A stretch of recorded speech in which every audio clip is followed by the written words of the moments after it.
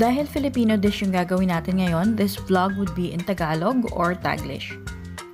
Ilagay na natin yung mga manok sa pot na lulutuan natin, tapos lagyan ng 3/4 cup na toyo, 1/2 cup ng suka, at 1/2 cup ng tubig. Pagkatapos, ilagay na natin yung bay leaves, buong paminta, at 1 teaspoon ng minced garlic. Kung mapapansin nyo, mahilig ako gumamit ng minced garlic kasi bukod sa concentrated na yung lasa niya, hindi mo na rin kailangan magbalat. Haluin lang natin to, tapos papakuluan natin ng 30 minutes. Yung gusto natin yung sobrang lambot na ng manok na halos nalalaglag na sa buto. Baliktarin din natin yung mga manok para siguradong luto yung bawat side. Kapag luto na yung mga manok, ilalagay na natin siya sa air fryer at isi-set aside yung sabaw.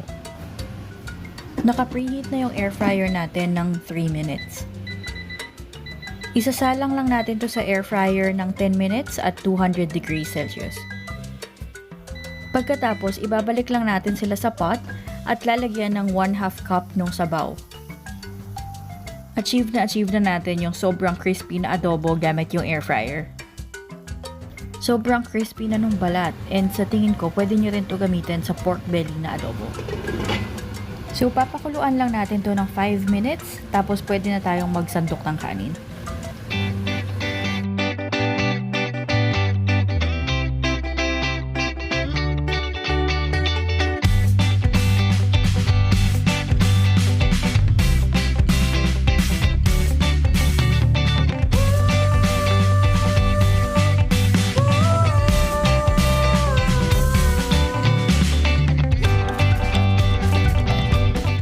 Quick shout out to the following recent subscribers. Thank you so much for subscribing. I will be doing random shout outs of new subscribers, so make sure that you like and subscribe to this video.